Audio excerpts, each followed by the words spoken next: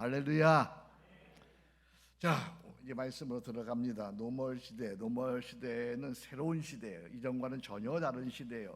이런 시대에 코로나 시대 여러분들 벌써 어떤 시대가 됐어요? 이제는 온라인 시대가 됐어요. 이제 여러분들이 온라인 못하면, 핸드폰 가지고 조작 못하면, 탐색 못하면, 검색 못하면 어떻게 돼요? 택시도 못 타 이제는 여러분들이. 그리고 기차도 못 타. 이거 가지고 다 하는 거야 지금. 그런 새로운 시대가 되었는데 이런 시대에 어떻게 승리할 것이냐 하는 거야. 기대가 되죠? 예, 이런 시대에 어떻게 우리는 승리할 거냐. 그래서 첫 번째가 지혜가 해답이다라는 거예요. 인생을 살아가는데 필요한 것들이 많이 있지만 가장 중요한 것 한 가지를 든다면 뭐예요? 네?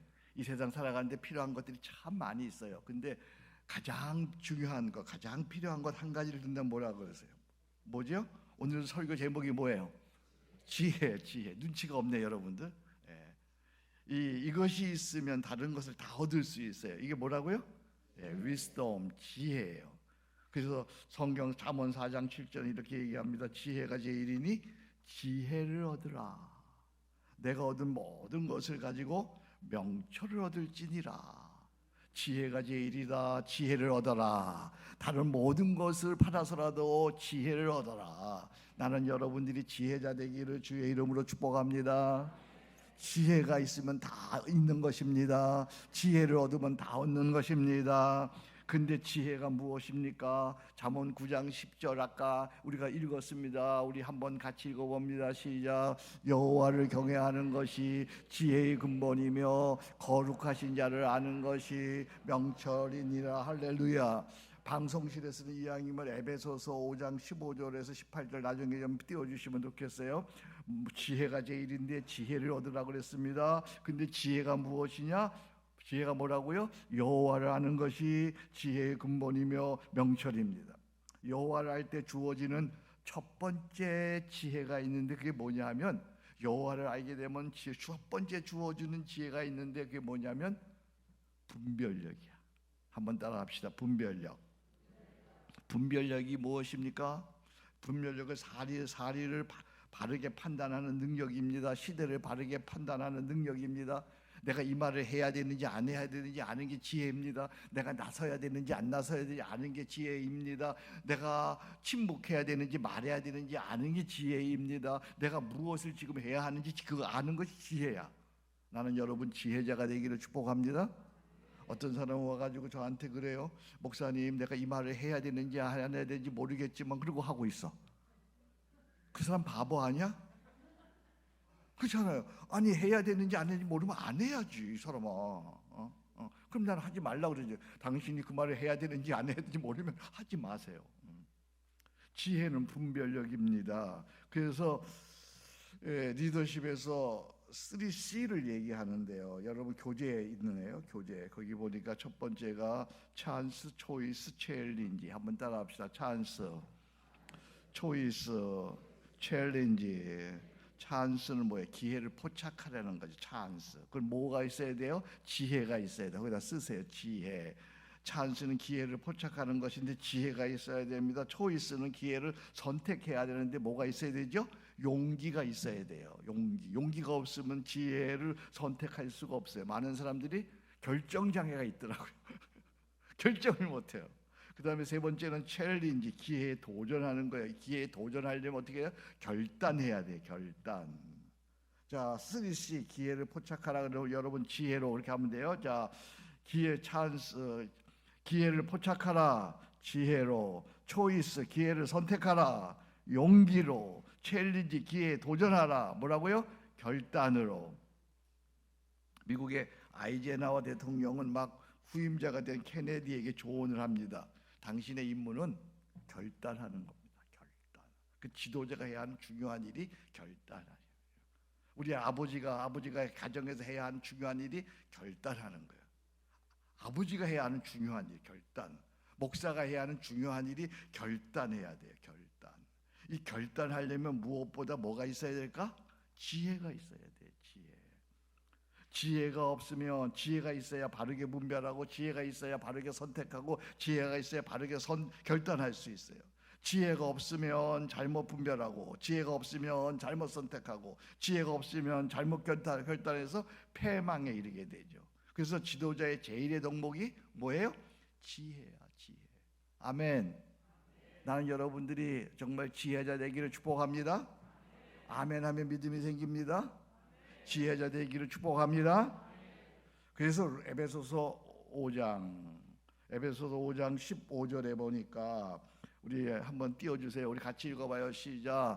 그런즉 너희가 어떻게 행할지를 자세히 주의하여 지혜 없는 자 같이 하지 말고 오직 지혜 있는 자 같이. 여기 보니까 누구 같이 하지 말고 지혜 없는 자 같이 말고 누구 같이 하라고요? 지혜 있는 자 같이 하여. 그 다음에 16절이에요. 다 같이 읽습니다. 세월을 아끼라 때가 악하니라. 지혜자는 세월을 아끼는 사람이에요. 세월. 정말 우리 세월을 아끼고 지혜자가 되어서 여러분 모두 형통한 자 승리자 되기를 주의 이름으로 축복합니다.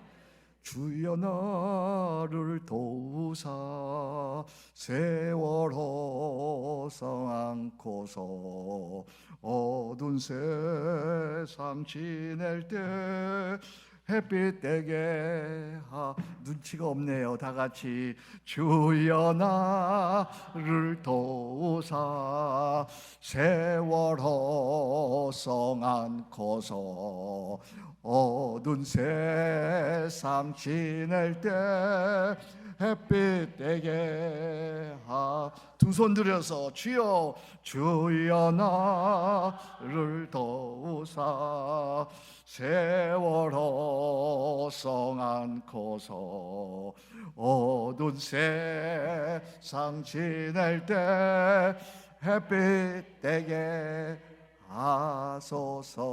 할렐루야. 찬송한 대로 되어질지어다. 지혜가 제일입니다. 지혜자가 되기를 축복합니다. 지혜가 무엇입니까? 지혜는 분별력입니다. 분별력. 우리는 무엇을 분별하여 살아야 할까요? 세월을 아끼나 때가 악하니라 그랬어요. 첫 번째 거기다 쓰셔야 돼요. 무슨적 기회를 분별하라. 시대적 기회를 분별하라. 세상이 악해요. 그러니까 시대적 기회를 분별해야 합니다. 세월을 아끼라. 영어로 얘기하면 리듬 더 타임이에요. 직역하면 시간을 구원하라는 거예요. 시간이 악해요. 그래서 시간을 구원해야 돼요. 이번에 여러분 우리 다 간밤에 일어난 일 너무너무 가슴 아파서 아침에 밥맛도 없더라고요.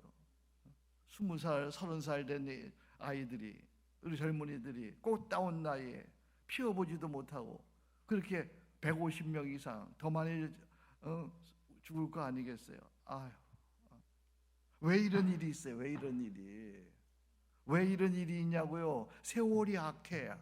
우리 교회가 참된 문화, 아름다운 문화, 복된 문화, 기독교 문화가 무엇인지 바르게 가르쳐주고 보여주지 못했어요. 정말 기독교 문화는 아름다운 건데 어느 세월에 우리는 이렇게 귀신들, 헬로윈이 뭐예요? 마귀 문화, 사탄 문화, 어두운 문화, 거기에 수십만이 모여가지고 넘어져가지고 그런 일을 당하니까 그 누구 잘못이에요? 우리 잘못이에요. 우리 교회 잘못이고 우리 크리스찬 잘못이고 우리 목사 잘못이에요. 좋은 문화, 기독교 문화, 아름다운 문화, 하나님 문화를 세상에 보여줘야 되는데 우리 영택교회가 그런 교회 되기를 주의 이름으로 축복합니다. 세월 자체가 악한 게 아니고 바르게 사용하지 않으면 허송세월 낭비해서 악한 시간이 되는 거예요. 그래서 여러분들이 물어야 돼요. 내 나이가 몇 살이냐? 내가 아까 목사님께 물었어요. 목사님 나이가 몇 살이에요? 그랬어요. 참 좋은 나이다. 어때요? 여러분 지금 참 좋은 나이 살고 있어요? 아니면 옛날이 좋았어요? 옛날이 좋은 사람은요 믿음이 없는 사람이에요. 지금 90이 됐든 100이 됐든 지금이 제일 좋아야 돼. 아멘. 난 지금이 인생의 절정기야. 할렐루야. 저를 보세요. 여기 김행복 그렇게 돼 있잖아. 지금. 그래서 내 나이가 몇 살이냐 물어봐야 돼. 그 나이에 해야 할 일이 있어요. 그 나이에 하지 말아야 할 일이 있어요. 그 나이.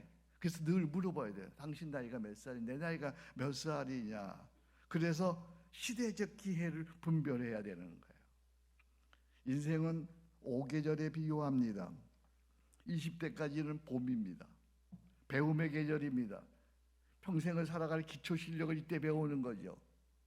이때 우리는 교양을 배워야 되고요, 전공을 배워야 되고요, 외국어를 배워야 되고요, 면허증을 준비해야 되죠. 이거 가지고 평생 사는 거야, 여러분. 상식을 배워야 되고요, 전문 실력을 배워야 되고요, 외국어를 배워야 되고요. 우리 여기 20대에 있는 분들 면허증을 준비해야 됩니다. 그런데 무엇보다 중요한 것은 이 20대에 준비해야 되는 것은 신앙을 준비해야 되고요, 비전을 준비해야 되고요, 사명을 준비해야 되는 거예요. 이거 가지고 평생 살아가는 거예요. 나는 20대에 만난 예수님, 10대에 만난 예수님 가지고 지금까지 온 거예요. 할렐루야. 그때 받은 사명 가지고 지금까지 오는 거예요. 할렐루야. 그래서 60에 예수 믿는 건 너무나 억울한 일이야, 사실은. 나는 여러분들이 젊은 날 20대, 가능한 여러분의 손주들, 여러분의 자녀들 20대에 준비해야 할 걸 잘 준비할 수 있기를, 무엇보다 신앙이 준비되기를 주의 이름으로 축복합니다. 30, 40대는요 여름이에요. 여름. 이건 사명의 계절이에요. 사명을 발견해서 직업과 사업과 직장을 가지고 부지런히 일해야 합니다. 사명이 없이 성공하면 그 사람의 인생은요 결국은 허무한 인생이 되는 거야. 사명이 뭐예요? 사명, 내가 살아야 하는 이유예요. 내 필생의 가업이에요. 내가 왜 존재하는 존재의 목적이야. 사명은 내가 그 일 통해서 평생 이 나라, 이 민족 역사 속에, 그리고 내가 밥을 먹으며 살아가야 하는 일, 그게 사명이야. 사명. 이 사명을 발견해야 돼. 이 사명을 발견해서 부지런히 30대 40대 살아가는 거죠. 근데 사명 없이 성공하면요 어떻게 돼요? 사명 없이 대통령이 되어도요, 아니면 스타가 되어도요 허무한 인생이 되어서 자살하는 거야. 아니면 이렇게 얘기하는 거예요. 내가 이러려고 대통령 됐나, 그런 거야. 아세요? 30, 40대 사명의 계절에 사명을 발견하고 부지런히 살아가기를 주의 이름으로 축복합니다. 여기 30, 40대 정신 차리세요. 30, 40대 여러분, 사명이 없으면 아무리 일해도 결국은 다 잃어버리고 빼앗기는 거야. 사명이 중요해. 사명, 필생의 사명. 50대 60대는 가을이에요. 이때는 성취의 계절입니다. 하나님의 은혜로 직장과 사업에서 얼마간의 성취가 있습니다. 신앙인격도 관계도 원만해졌고 넉넉해졌습니다. 수고에 비해서 가분하게 열매를 맺었습니다. 그래서 나눌 수가 있는 거예요. 할렐루야. 여러분 부지런히 30대 40대 50대 이래가지고 60대가 되면 은혜다. 아까도 찬송했잖아요. 지금까지 살아온 건 은혜다. 은혜로 내가 이만큼 열매를 맺게 되었구나. 그래서 그거 가지고 나눌 수 있는 그런 계절, 그것이 50대 60대 되어지기를, 성취의 계절 되기를 주의 이름으로 축복합니다. 70대에서 100세까지는 만추로 제2의 계절이야. 제2의 계절. 현직에 있을 때 여력이 없어서 할 수 없었던 일들을 즐기는 거죠. 참된 봉사를 할 수 있는 것이죠. 살아온 날들에 고마워하고, 그리고 머지않아 가야 할 하나님 나라를 소망합니다. 그리고 만나는 모든 이들을 사랑합니다. 축복합니다. 저희 아버님 87세 세상 하늘나라 가셨는데 떠나실 때 늘 저를 만나면 그러더라고요. 아들아, 사랑한다, 고맙다, 미안하다, 축복한다. 병원에 계셔서 제가 바쁜 아버지 만나려고 애를 써서 막 가면 항상 아버지가 아들아, 미안하다.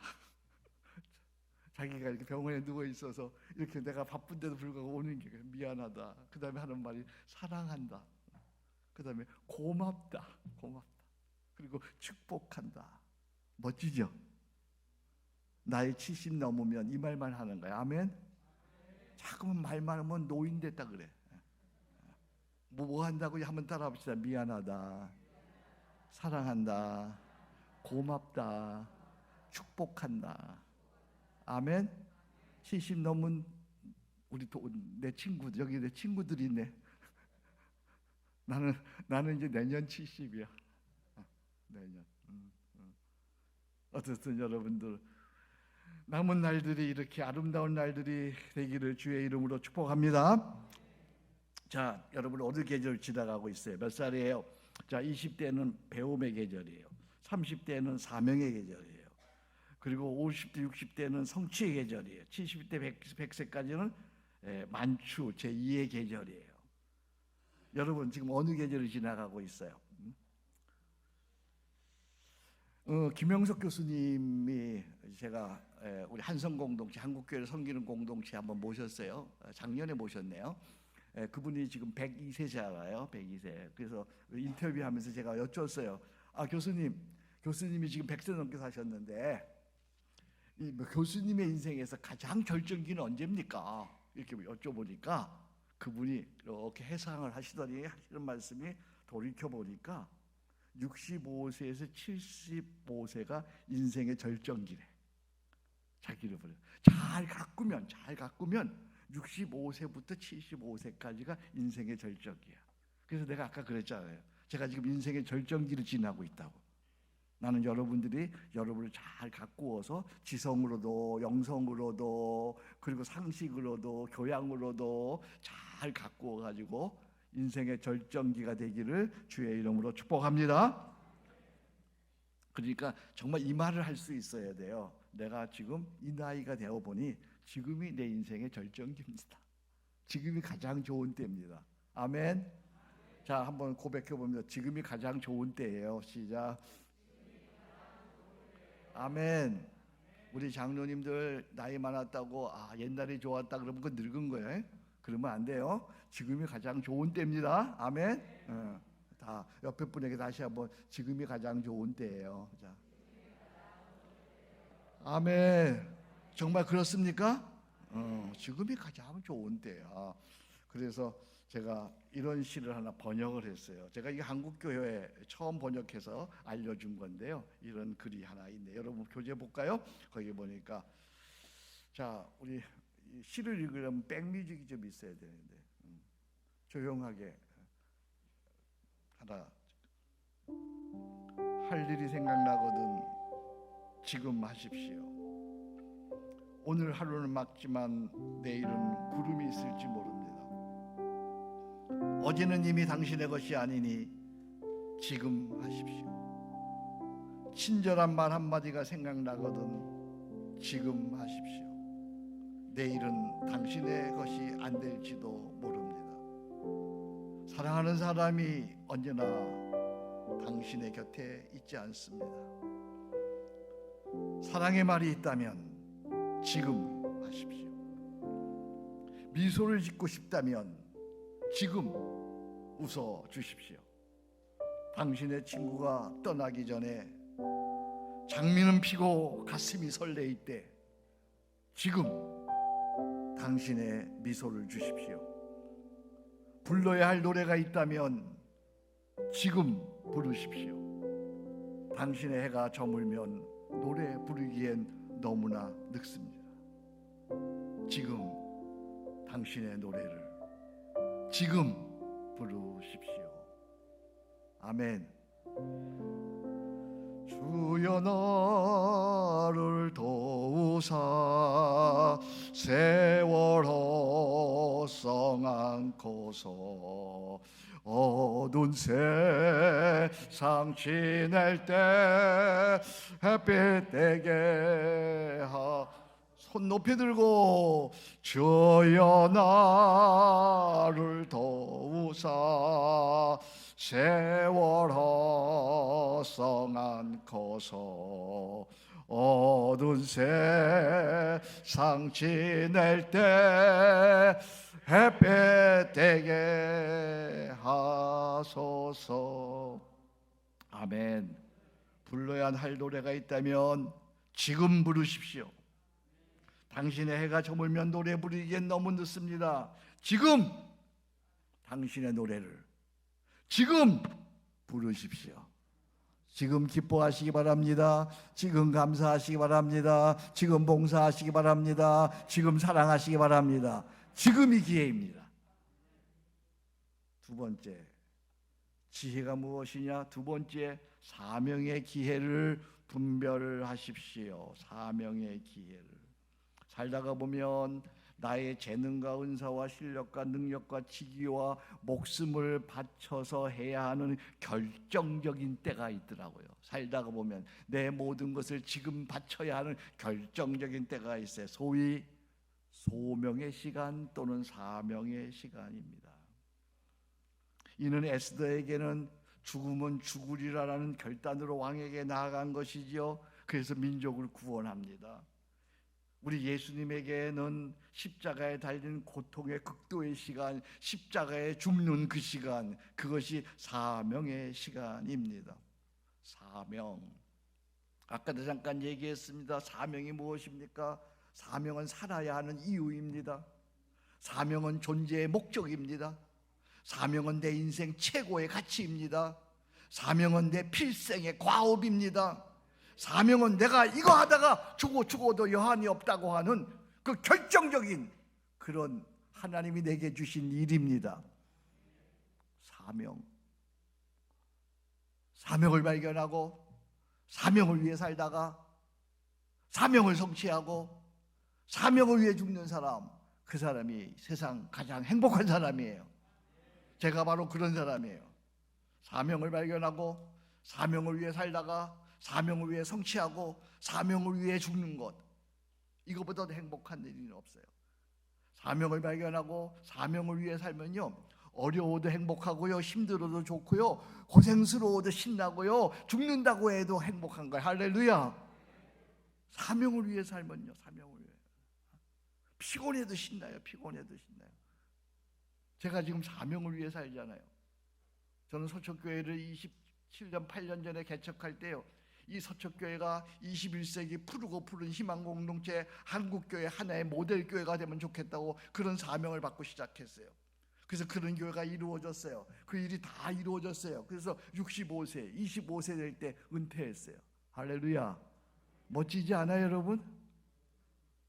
사명을 성취했기 때문에. 사명, 이게 내 삶. 난 여기까지 하는 거다. 여기까지다. 이제 내 뒤는 내 후임자가 하는 거다. 그래서 저는 제 제자, 우리 교회 부목사 있던 분을 제 후임자로 생기고, 그래서 마지막 시간에 그렇게 얘기했어요. 당신이 이제는 흥하고 나는 쇠하리라. 그 세대 요한이 했던 얘기예요. 당신이 나보다 더 잘해야 된다. 당신이 더 훌륭해야 된다. 당신은 이제 흥한 거다. 나는 쇠할 것이다. 그래야 역사가 발전하고 교회가 발전하는 거 아니겠어요?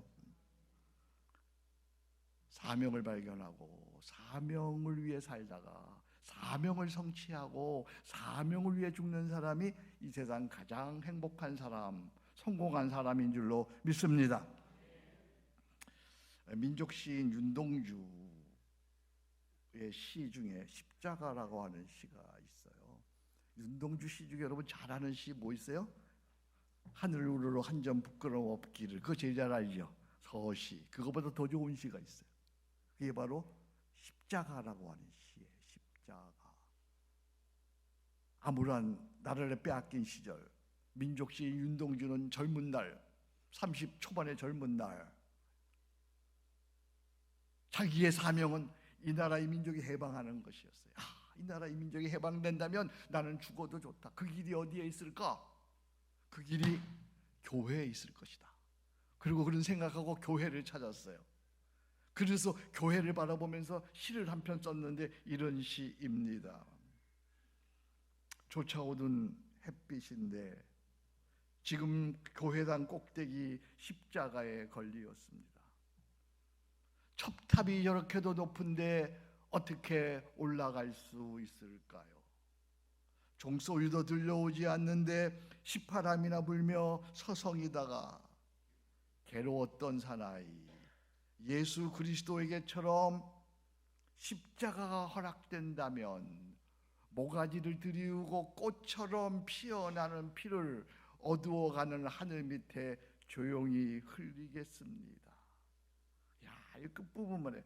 괴로웠던 사나이 행복한 예수 그리스도에게처럼 십자가가 허락된다면, 예수님이 십자가에 죽으셔서 온 세상에 구원이 이루어진 것처럼 내 한 목숨이 젊음 바쳐서 이 땅에 민족의 해방이 온다면 행복했던 사나이 예수 그리스도에게처럼 십자가 허락된다면 그 다음 구절이 뭘까요? 모가지를 들이우고 꽃처럼 피어나는 피를 어두워가는 하늘 밑에 조용히 흘리겠습니다. 그런 사람이 있어서, 그런 의인이 있어서 이 나라의 민족이 해방된 줄로 믿습니다. 그런 민족의 의인들이 있어서 이 좁은 땅, 작은 나라, 50년령을 해도 세상에서 가장 가난한 나라, 그런 나라가 이제는 세상에 드러내는 10대 선진국이 된 것, 이런 의인들이 있어서 된 줄로 믿습니다. 영택교회 여러분들이 그런 민족의 사명자가 되기를 축복합니다. 우리 사랑하고 존경하는 우리 남 목사님 이양 목회하는데 그런 사명자로서 이 교회와 이 나라를 이끌어가기를 주의 이름으로 축복합니다. 여러분, 우리 그처럼 의식이 있어야 돼요. 예수를 믿으면 의식이 있어야 돼요. 나는 의인으로 이 땅에 하나님 나라를 세우고자 하는 사명으로 살아간다고 하는 그런 의식이 있어야죠. 그런 시대적인 사명, 민족적인 사명이 우리 모두에게 있어야 됩니다.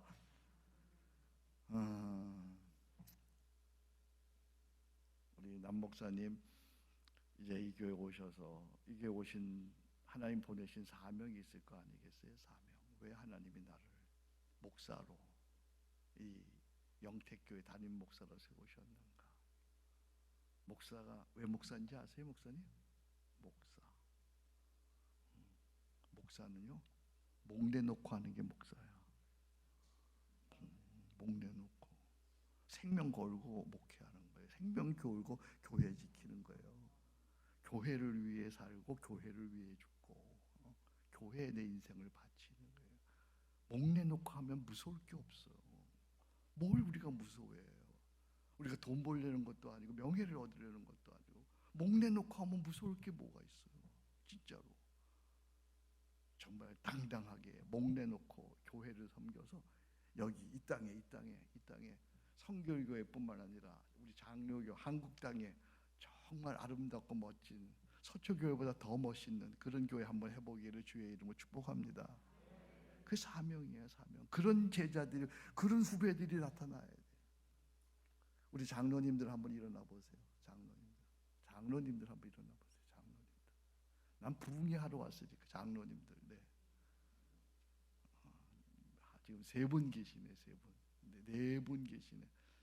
내가 목사님에게 목사가 왜 목사인지 물어봤으니까 장로는 왜 장로야? 네? 왜 장로하는 거죠, 여러분? 장로는요, 교회가 중요한 일 할 때 장롱 속에 있는 거 다 내놓고 하는 게 장로야. 진짜요, 여러분. 그거 안 하려면 왜 장로해? 그렇잖아요. 교회가 중요한 일 할 때. 여러분, 우리 4분 장로님이 이미 훌륭하시네. 이런 교회를 세우셨으니 같이. 근데 앞으로도 우리 목사님이 어떤 중요한 일, 여러분들 마음 모아서 어떤 중요한 일, 나라를 위해서, 교단을 위해서, 교회를 위해서, 이 땅을 위해서 뭔가 중요한 일 할 때 나는 가진 거 별로 없지만 최소한 내 장롱 속에 있는 거 다 내놓고 한다, 장로한다. 그런 마음이 계시면, 그런 믿음이 계시면 앉으시기 바랍니다. 우리 박수 한번 쳐드리십시오.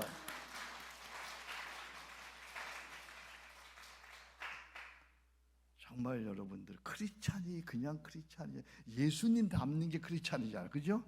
크리스찬은 예수님 닮아가는 거잖아요. 예수님처럼 사는 거잖아요. 나는 죽고 내 안에 사시는 예수님과 함께 사는 사람, 그 사람이 크리스찬 아니에요. 나는 그런 의식이 있는 그런 크리스찬 되기를 축복합니다. 그런 사명자, 사명이 있는 장로님 되시기를 축복합니다. 그런 목사 되기를 주의 이름으로 축복합니다. 사명의 기회를 분별하십시오. 내가 장로 된 건 이때를 위함이다. 내가 목사 된 건 이때를 위함이다. 그때 나를 드려야 되잖아요. 4년 전 세월호 있었을 때 온 나라가 어두웠어요. 온 나라가 망해가고 있습니다. 세월호와 함께 침몰하고 있었어요. 그 중요한 이유가 뭐였어요? 그때 선장이라는 사람이 팬티 바람으로 나오잖아. 죽어야 할 사람이 그 배와 함께 죽었어요. 마지막까지 지키다가 죽었어요. 그러면 의인으로 인해서 나라가 살아나잖아요. 그렇잖아요.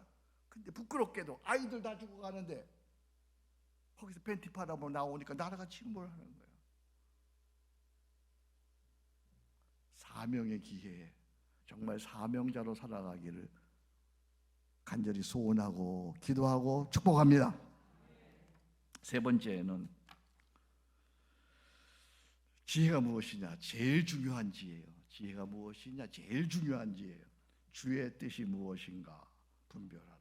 주의 뜻이 무엇인가 분별하십시오. 거기 제가 글을 하나 적어놨는데, 이 세상 가장 위대한 지식은 주의 뜻을 분별하는 것이고 이 세상 가장 위대한 업적은 주의 뜻을 이루는 것이다. 한번 같이 읽어볼까요? 시작. 이 세상 가장 위대한 지식은 이 세상 가장 위대한 업적은 주의 뜻을 이루는 것이다. 아멘. 내가 앞부분 읽으면 여러분 뒷부분 읽어서 이 세상 가장 위대한 지식은 뭐예요? 내가 앞부분 물어보면 뒷부분 대답하라 그랬잖아요. 이 세상 가장 위대한 지식이 뭐라고요? 이 세상 가장 위대한 업적은 뭐예요?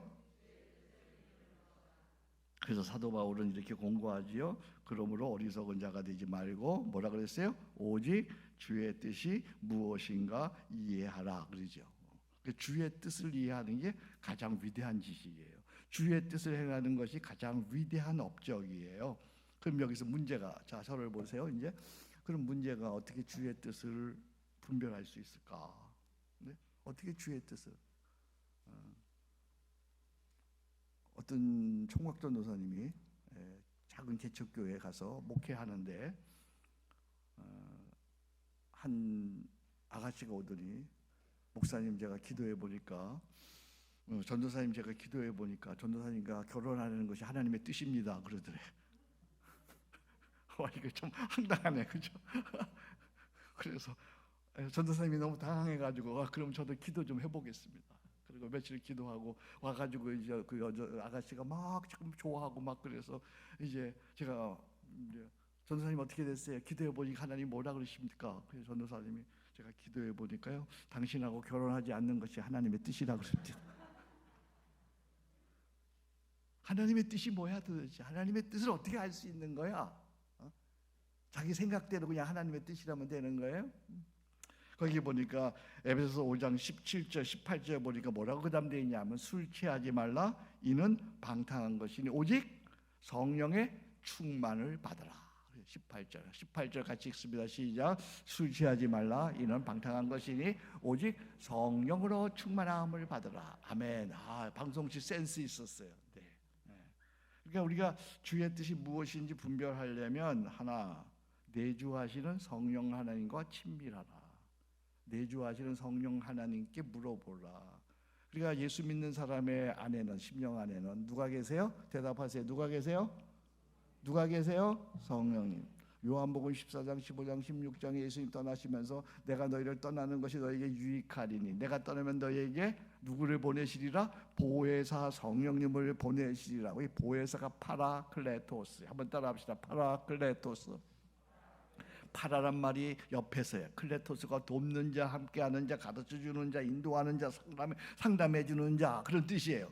파라. 그러니까 예수님이 떠나가시면 이제 예수님 대신에 예수님의 영으로 오시는 분이 계시는데, 그분이 오셔서 세상 끝날까지 우리와 항상 계시는 줄로 믿습니다. 그분이 우리를 도우십니다. 우리를 가르쳐 주십니다. 우리를 인도하십니다. 그분이 함께 하십니다. 성령이 계시네. 할렐루야. 함께 하시네. 좁은 길을 걸으며 밤낮 기뻐하는 것 주의 영이 함께하. 한 번 더. 성령이 계시네. 할렐루야. 함께 하시네. 좁은 길을 걸으며 밤낮 기뻐하는 것 주의 영이 함께함이라. 할렐루야. 성령은 하나님이십니다. 성령은 그리스도의 영이십니다. 성령은 지혜의 영이십니다. 성령은 모략의 영이십니다. 성령은 재능의 영이십니다. 성령은 세상 끝날까지 우리와 함께 하십니다. 그분이 우리 안에서 우리를 도와주십니다. 우리를 인도하십니다. 가르쳐 주십니다. 함께 하십니다. 인도하십니다. 할렐루야. 왜 그분에게 물어보지 않으세요? 근데 모든 게 여러분 스스로 하잖아요. 하나님 도와주세요. 하나님 난 잘 몰라요. 나는 아기같이 어려요. 보혜사 성령님, 파라클레토스 성령님 사랑합니다. 감사합니다. 나와 함께 계셔서 너무 좋습니다. 이렇게 성령 하나님께 물어보면 성령 하나님께서 마음에 감동을 주십니다. 때로는 사람을 통해서 가르쳐 주십니다.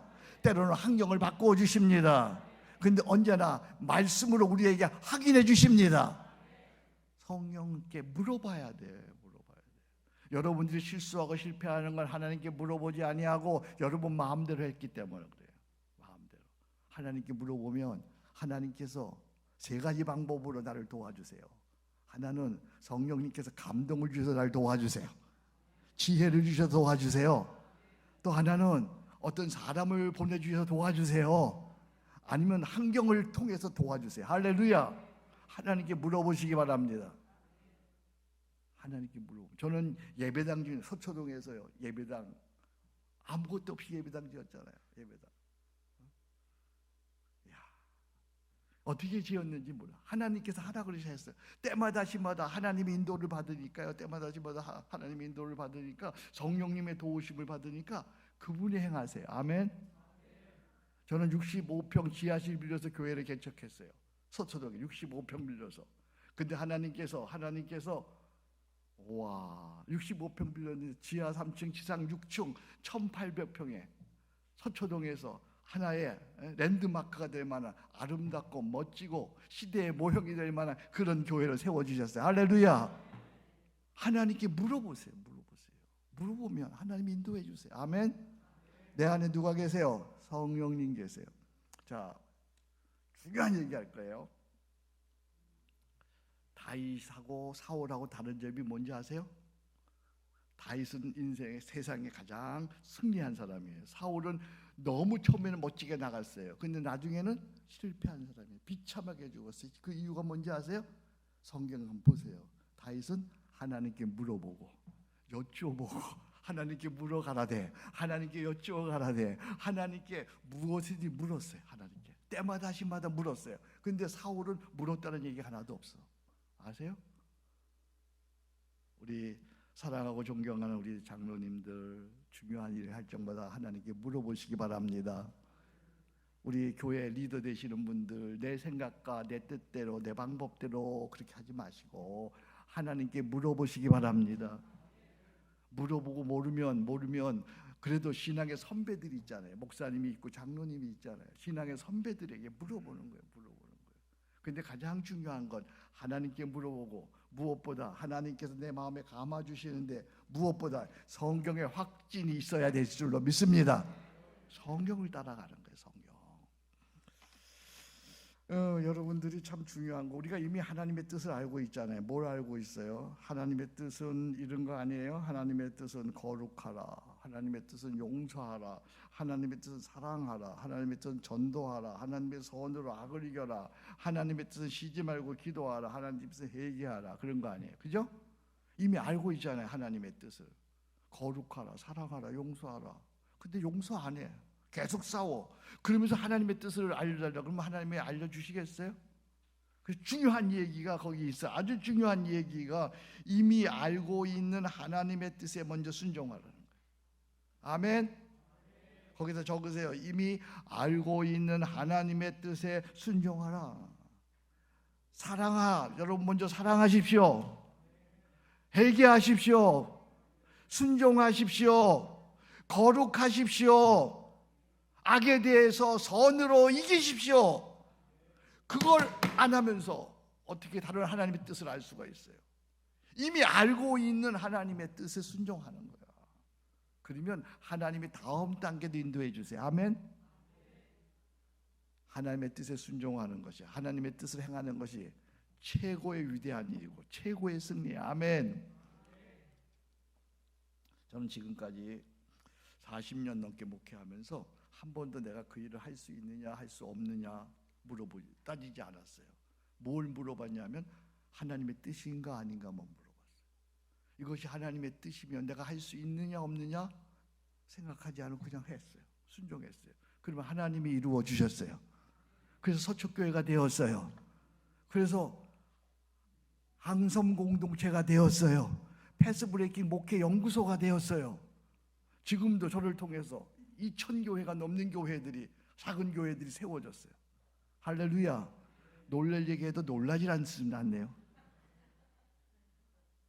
24년 동안 이 일을 해왔어요. 작은 교회를 섬기고 세워주는 일을 해왔어요. 근데 내가 한 게 아니야. 나는 하나님의 뜻에 순종하니까 하나님께서 도울 사람을 보내주시고 환경을 바꿔주시고 할 수 있도록 지혜를 주시고, 그래서 저도 하여금 지금은 뭐 하게 하시냐면 쉬지 않는 기도를 한국교회에 가르쳐주게 하세요. 쉬지 않고 기도하는 일. 저는 지금도 설교하면서 쉬지 않고 기도해요. 할렐루야. 쉬지 않고 기도한다는 것은 하나님과의 동행이야. 하나님과 동행하면 마음의 생각만 해도, 그리고 말만 전해도 그대로 이루어지는 줄로 믿습니다. 그래서 쉬지 않는 기도가 나를 살려서, 할렐루야. 와. 그러니까 하나님의 뜻에 순종하는 것이 가장 위대한 일이고 하나님의 뜻에 순종하는 것이 가장 행복한 일이에요. 아멘. 먼저 알고 있는 하나님의 뜻에 순종하시기 바랍니다. 먼저 사랑하시기 바랍니다. 순종하시기 바랍니다. 회개하시기 바랍니다. 선으로 악을 이기시기 바랍니다. 쉬지 않고 기도하시기 바랍니다. 아멘. 부부간에 서로 사랑하시기 바랍니다. 먼저 용서하시기 바랍니다. 그러면 그 다음 하나님의 뜻이 알려주세요. 아멘. 그렇습니다.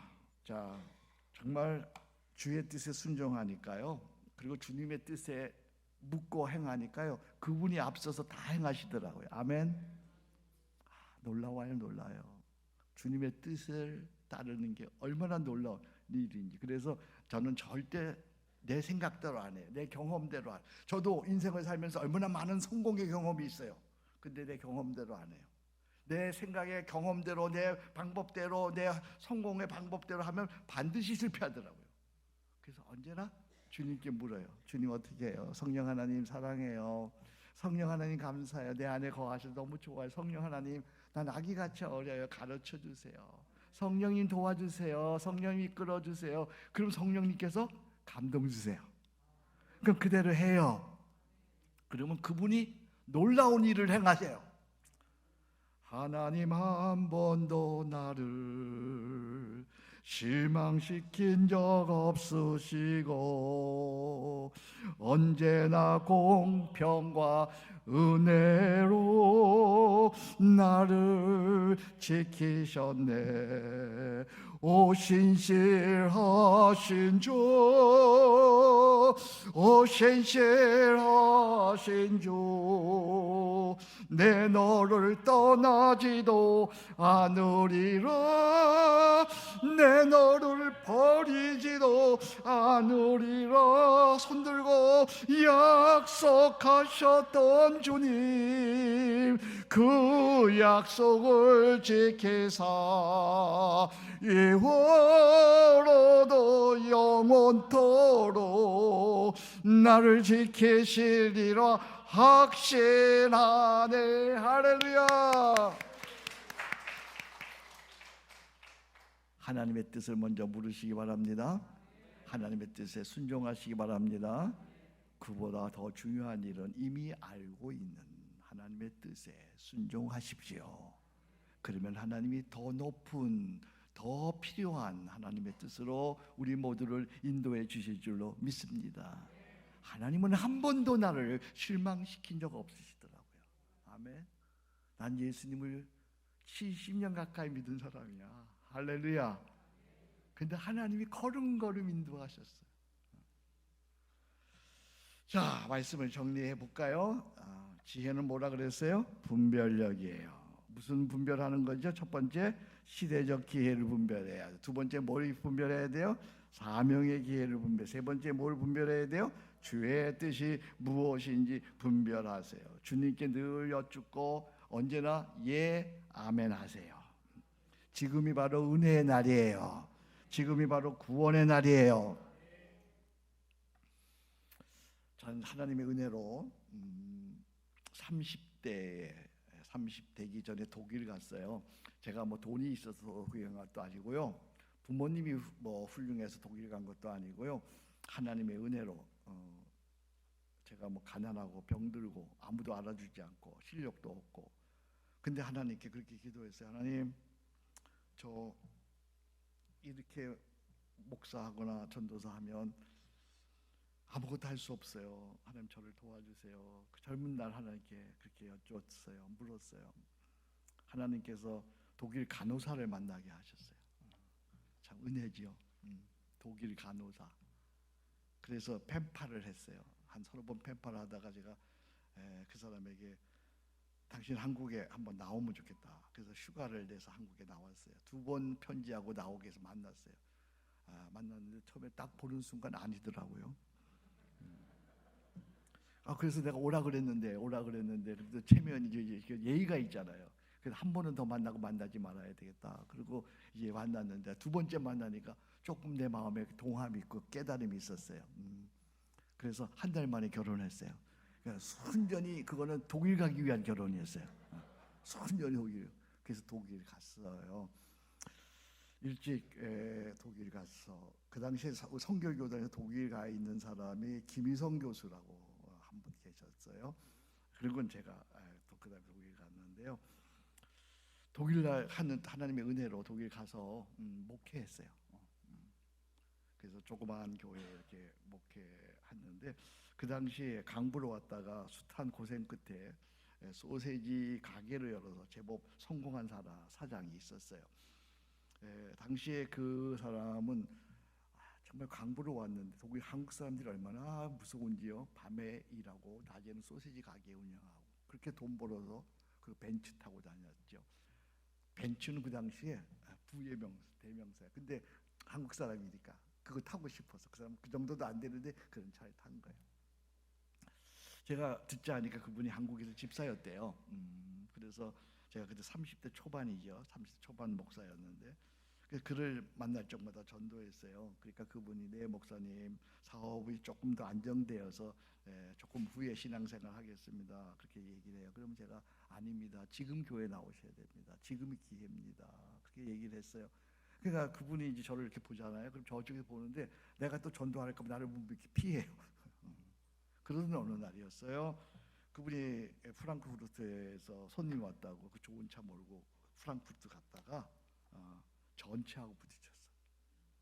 그 전차 밑으로 깔려 들어간 거예요.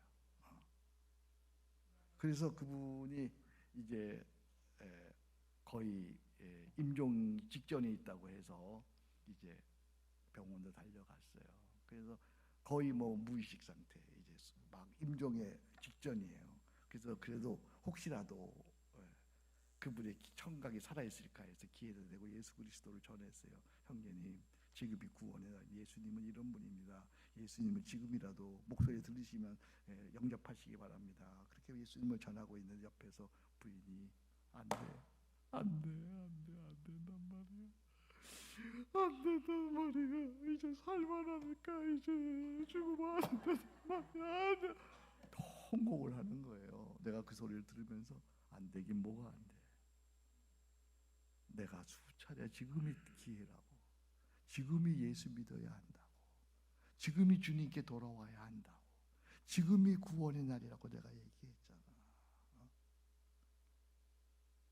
여러분, 지금이 구원의 날이에요.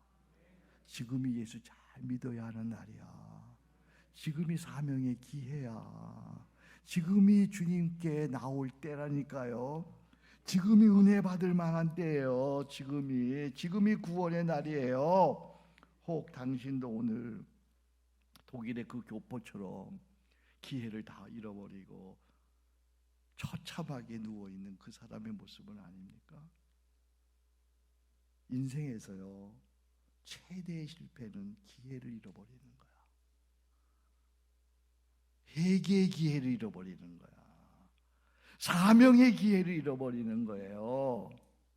시대의 기회를 잃어버리는 거예요. 성경에 보면 숱한 실패자들이 그런데 하나님의 은혜로 기회를 붙들었어요. 다시. 나는 오늘 여러분들이 우리가 이렇게 살아있다는 건 하나님이 아직도 기회를 주신 줄로 믿습니다.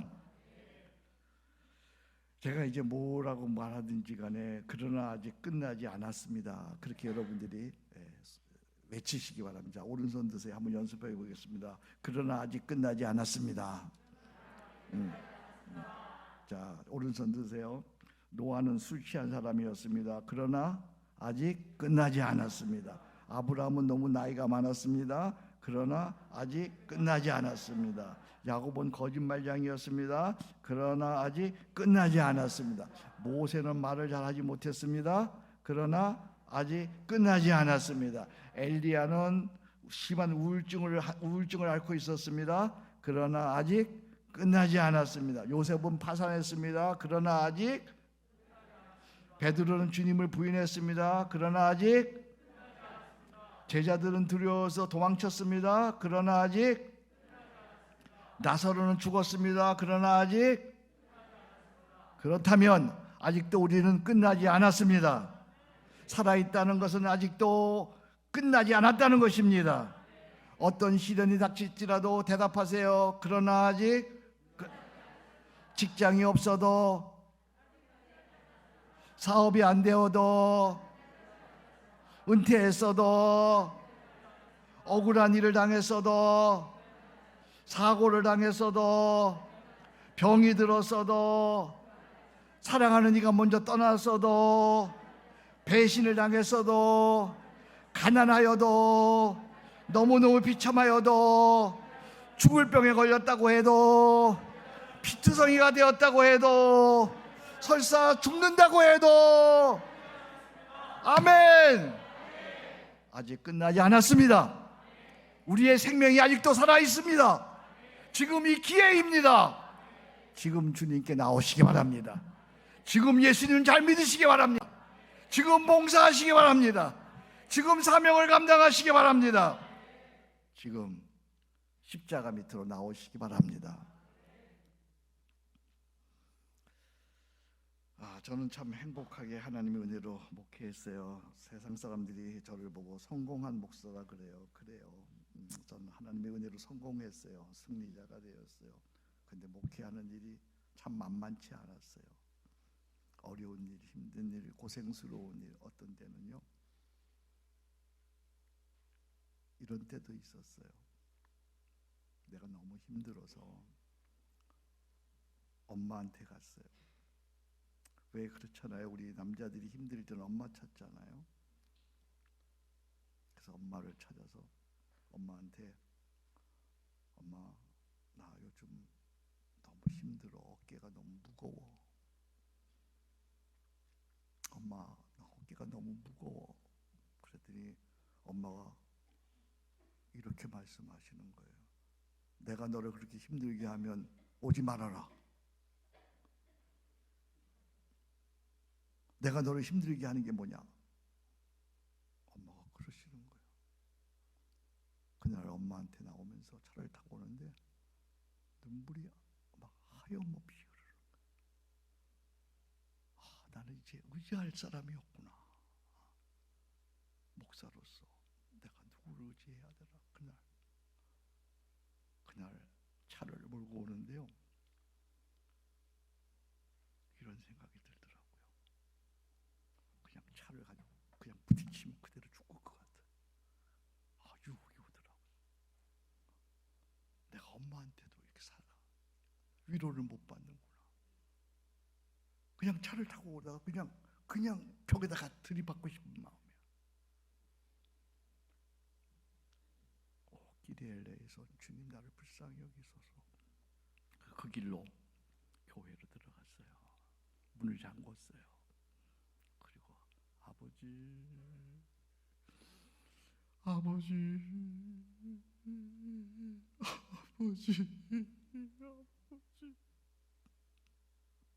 얼마나 아버지를 불렀을까요? 주님이 주시는 찬송이 있었어요.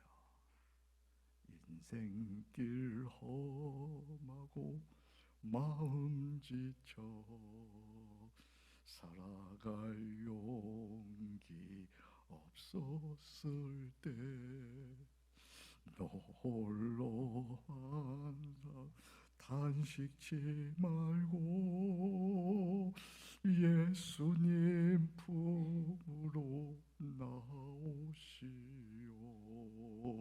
예수님은 나의 생명, 믿음, 소망, 사랑 되시니 십자가 보혈 자비의 손길로 상처 입은 너를 고치시리. 어둠 밤 가면 새날 오고 겨울이 가면 봄이 오듯 이 세상 슬픔이 지나고 나면 광명한 새날이 밝아오네. 예수님은 나의 생명, 믿음, 소망, 사랑 되시니 십자가 보혈 자비의 손길로 상처 입은 너를 고치시. 두 손 들고 예수님은 나의 생명, 믿음, 소망, 사랑 되시니 십자가 보혈 자비의 손길로 상처 입은 너를 고치시. 이 시간 다 눈 감고 기도합니다. 하나님, 지금이 구원의 날입니다. 지금이 은혜의 때입니다. 주님 오시옵소서. 저를 만져주시옵소서. 지금 주님께 나아갑니다. 주님, 지금 다시 예수님 믿기를 원합니다. 나에게 주어진 일 잘 감당하기 원합니다. 지금 주님 저를 다스려 주시옵소서. 두 손을 높이 듭니다. 저를 따라합니다. 하나님 아버지, 아버지, 더 크게 아버지, 더 간절하게 아버지, 더 간절하게 아버지. 여러분 마음속에 있는 모든 속상함과 아픔과 고통과 어려움을 다 하나님 앞에 내놓으시기 바랍니다. 다시 아버지, 아버지, 아버지, 더 크게 아버지, 더 간절하게 아버지, 아버지, 아버지, 아버지를 마음껏 부리며 기도로 나아갑니다. 아버지 하나님 오시옵소서. 오셔서 만져주시고 위로해 주시고 치유해 주시옵소서. 아버지, 아버지, 아버지 하나님 은혜를 더하여 주시옵소서. 아버지 하나님 지혜로 우리를 부르셨사오니 여호와 아버지 하나님께 나오게 하시옵소서. 오 하나님, 아버지 하나님, 우리 시간 아버지 앞에 가슴에 있는 모든 것 털어놓사오니 성령이 오시옵소서. 오셔서 만져주시옵소서. 불러 만져주시고 성령의 놀라운 능력으로 가르쳐주시고, 오 할렐루야, 할렐루야, 할렐루야. 아버지 하나님 도와주시옵소서. 오 하나님 도와주시옵소서. 오 할렐루야, 할렐루야. 아버지 하나님 도와주시옵소서. 아버지,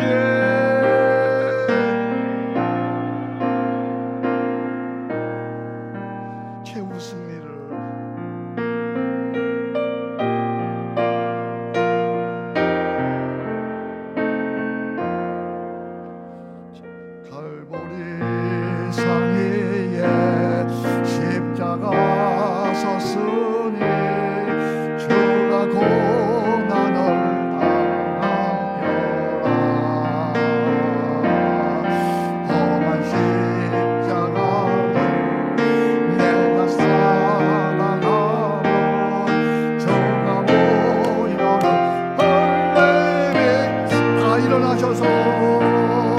최고 성대로 박수하면서 주의 십자가 사랑하니 빛나며 영원 어디까지 험한 십자가 험한 십자가에 험한 주가 흘린 피를 주가 흘린 피 믿는 마음으로 믿는 마음 바라보니 나를 용서하고 나를 용서하고 내 죄 사시려네 주가 흘리신 보혈이세 주가 흘리신 보혈이세 할렐루야 최고 성례로 얻기까지 주의 십자가 사랑하니 빛나며 영원 얻기까지 험한 십자가 또 십자가 바라보세요. 최후 승리의 십자가 최후 승리로 뭐 사랑한다고요? 뭐 사랑해요? 주의 십자가 사랑하니 빛나며 영원 얻기까지 뭐 붙들어요? 험한 십자가 붙들게 두 손 높이 들고 최후 성례로 얻기까지 고백하세요. 무엇을 사랑한다고요? 주의 십자가 십자가 바라보세요. 십자가 빛나며 영원 얻기까지 뭐 붙들어야 돼요? 뭐요? 험한 십자가 붙들게 반주 없이 우리 목소리로만 최후 승리를 최후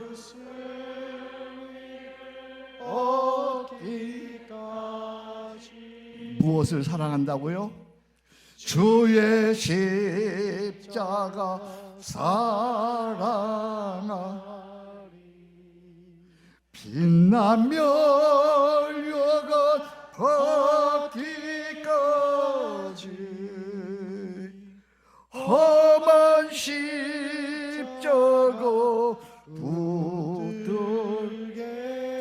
붙들겠네. 가슴에 손 얹으시기 바랍니다. 하나님, 그동안 예수님 믿는다고 했는데 첫사랑을 잃어버리고 내 방법대로 내 마음대로 내 생각대로 내 뜻대로 예수님 믿었습니다. 이 시간 성령 하나님 오셔서 나를 만져 주옵소서. 이제 회개합니다. 주님 마음 주님 뜻대로 살기로 다짐하오니 성령님 도와 주옵소서. 성령의 도우심으로 시대적 기회를 분별하며 살겠습니다. 사명의 기회를 분별하며 살겠습니다. 주의 뜻을 분별하며 살겠습니다. 지금이 기회인 줄 알아. 이제 아직 늦지 않은 줄 알아. 주님께 새롭게 헌신하고 결단하오니 저를 사용해 주시옵소서. 나는 죽었습니다. 이제 내 안에 예수님 사십니다. 예수님과 함께 십자가 바라보고 십자가 붙들고 십자가 의지하고 십자가의 길을 걸어가겠사오니 성령님 도와 주옵소서. 지혜자로 나를 인도해 주옵소서. 예수님 이름으로 기도합니다. 아멘.